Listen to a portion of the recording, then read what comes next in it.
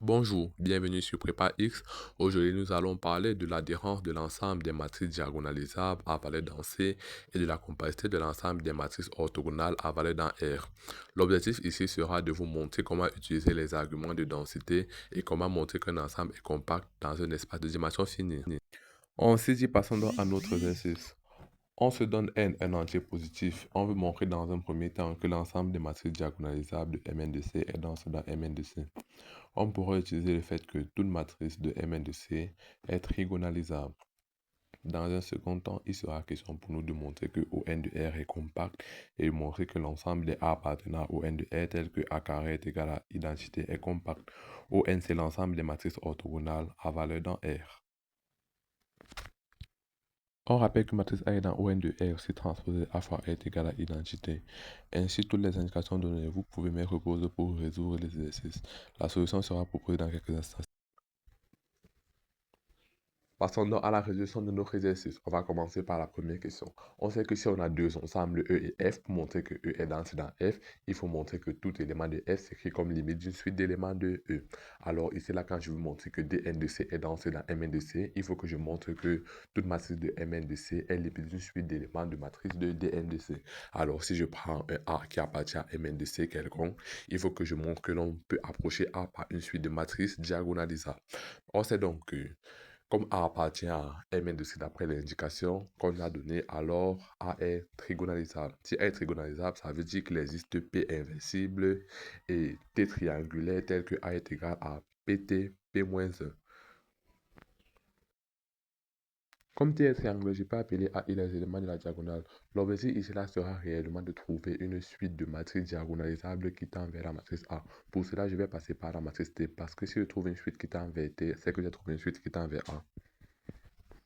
On va donc construire une suite TP qui tend vers T quand P tend vers l'infini ou une suite TP qui tend vers T quand P tend vers 0. Les deux méthodes sont équivalentes, mais ici, là, moi, j'ai préféré choisir une suite TP qui tend vers T quand P tend vers 0. Alors, je vais poser un P tel que P est supérieur à 0 si tous les AI sont égaux, les AI qu'on a définis précédemment. Et si c'est qu'ils ne sont pas égaux, je vais prendre P entre 0 et le min des valeurs sur de AI moins AJ. Il différent de J. Et je vais considérer la suite TP est égale à T plus diagonale de P, P sur 2 jusqu'à P sur N. On voit que quand P tend vers 0, TP tend vers T, alors il faut que je montre que TP est diagonalisable. Pour montrer que TP est diagonal, il faut que je montre que ces éléments diagonaux sont distincts. Puisque TP est triangulaire, alors si ces éléments diagonaux sont distincts, ça veut dire que TP est diagonalisable. Pour montrer cela, on voit que si tous les AI sont égaux, alors n'importe quel P convient, puisque tous les éléments de la diagonale de TP seront distincts. Sinon, par la suite, on va montrer que les éléments de la diagonale de TP seront distincts. On suppose donc que les S petit que R, tel que AI plus P sur S est égal à AJ plus P sur R. Si I est égal à J, c'est impossible, car on a S est inférieur à R. Si on a plutôt I différent de J, c'est que par une simple majoration, on voit que valeur sur de AI moins AJ est inférieur à P, ce qui est absurde d'après la manière dont P a été défini.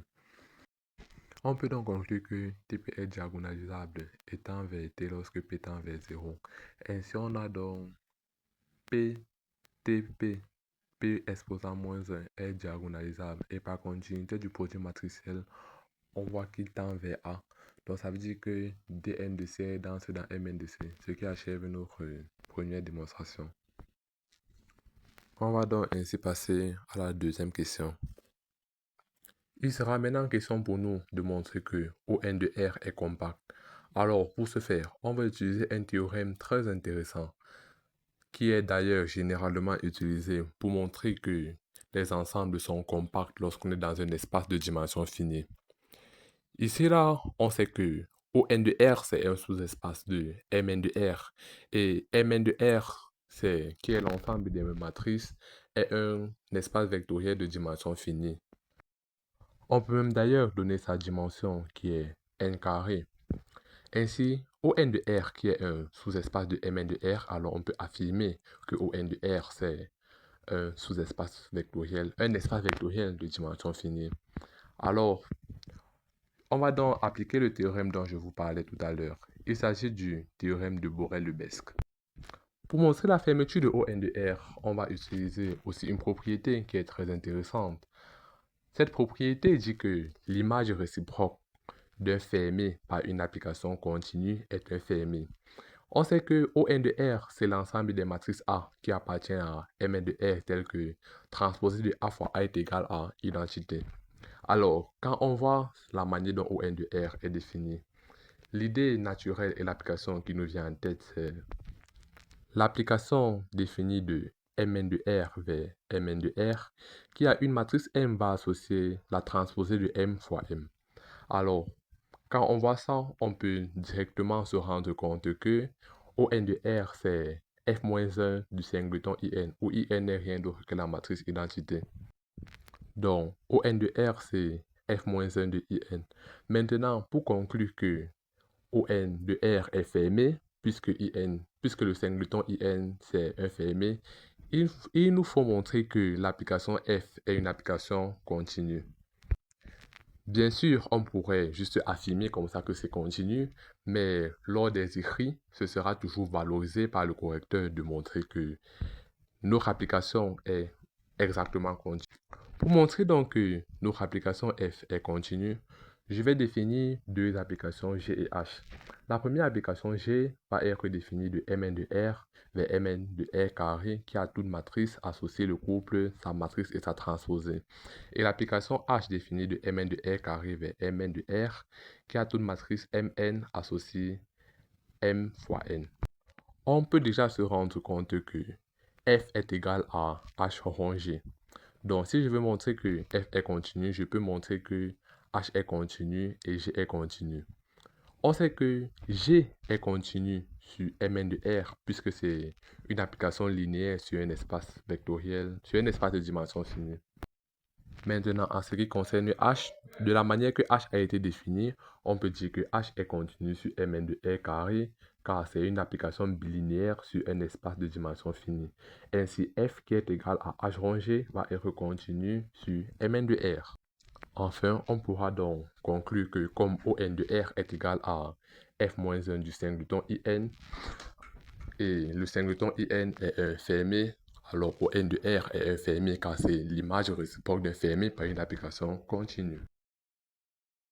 Nous allons maintenant passer au fait que ON de R est borné. Comme on l'a dit que ON de R, c'est l'ensemble des matrices telles que transposé de A fois A est égal à identité, ça veut dire que si c'est que on passe sur chaque ligne, on peut tout simplement en effectuant un produit matriciel que à chaque fois on aura la somme des carrés sur la diagonale qui est égale à 1. Si donc la somme des carrés sur la diagonale est égale à 1, cela va impliquer que si j'appelle les coefficients A et J les coefficients de notre matrice A de ON de R, alors on aura pour tout IJ qui appartiennent à l'intervalle 1, N, la valeur absolue de A et J va être strictement plus petit que 1. C'est strictement plus petit que 1, pourquoi? Parce qu'on a une somme des carrés qui vaut 1. Donc, nécessairement, il faut que chaque terme soit plus petit que 1. Si on a donc chaque terme plus petit que 1, c'est qu'en prenant par exemple la norme infinie, on peut donc dire que la norme infinie de notre matrice A qu'on a pris est plus petit que 1. Donc notre ensemble est borné. Ainsi, on peut donc conclure grâce au théorème de Borel-Lebesgue qu'on avait dit plus haut que ON de R, comme c'est un fermé et borné, alors c'est un ensemble compact. Maintenant, en ce qui concerne le deuxième de nos questions, pour montrer que cet ensemble est compact, on va toujours montrer qu'il s'agit d'un ensemble fermé et borné. Donc ici, on a l'ensemble des A appartenant au N de R tel que A carré est égal à identité. On peut déjà remarquer que cet ensemble est une partie de ON, donc il est déjà borné.